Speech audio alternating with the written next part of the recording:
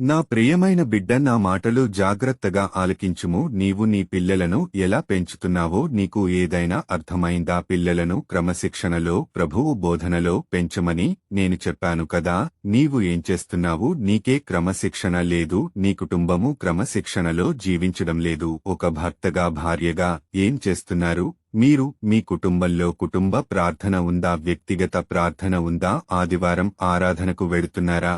ఉపవాస ప్రార్థనలకు వెడుతున్నారా? సభలకు వెడుతున్నారా? లేదు కదా. ఒక సామెత చెబుతాను, జాగ్రత్తగా ఆలకించుము. ఆవు వెళ్లి చేను మేస్తే దూడ వెళ్లి గట్టు వేస్తాదా? లేదు కదా. ఆవు వెళ్లి చేను మేస్తే దూడ కూడా వెళ్లి సేనెమేస్తాది. అంటే నీవు ఏది చేస్తావో నీ పిల్లలు అదే చేస్తారు.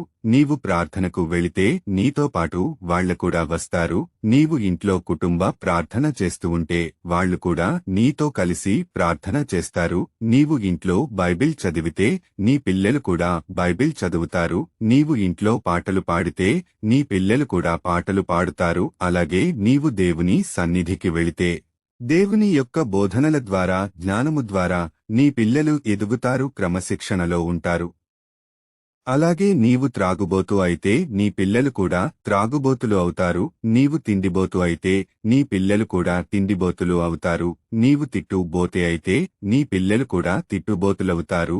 నీవు విశ్వాసములో ఉంటే నీ పిల్లలు కూడా విశ్వాసంలో ఉంటారు. అలాగే బట్టల విషయములో నీ పిల్లలకు ఏ బట్టలు వేయాలో, ఎలాంటివి వేయాలో బైబిల్ గ్రంథంలో ఉన్నది. చినిగిపోయిన బట్టలు వేసుకోకుండా మంచి బట్టలు నీవు వేసుకోవాలి. పిల్లలు కూడా వేయాలి. స్కూలుకి, బడికి, కాలేజీకి చదువుకోవడానికి పంపించేటప్పుడు నీ పిల్లలకు మంచి బుద్ధులు నేర్పించి పంపించాలి. ప్రతి విషయంలో నెమ్మదిగా చెప్పి వినేటట్లుగా వాళ్లకు చెప్పి పంపించాలి. తిట్టకూడదు, కొట్టకూడదు. ప్రేమతో పిల్లలను బుజ్జగించి నేర్పించాలి. కొడుతూ, తిడుతూ, అరుస్తూ ఉంటే వాళ్లు మొద్దుబారిపోతారు. కాబట్టి ఇద్దరు పిల్లలు ఉన్నా, ముగ్గురు పిల్లలు ఉన్నా, ఒక్కళ్ళు ఉన్నా నీవు నీ పిల్లలకు మంచి ఈవులు నేర్పించాలి. కాబట్టి బైబిల్ వాక్యము చదువు. అపోస్తుడైన పౌలు ఎఫెసీయులకు రాసిన లేఖ 6వ అధ్యాయము 4వ వచనము. తండ్రులారా, మీ పిల్లలకు కోపము రేపక ప్రభువు యొక్క శిక్షణలోనూ బోధలోనూ వారిని పెంచుడి. చిన్నప్పుడు నుండి క్రమశిక్షణ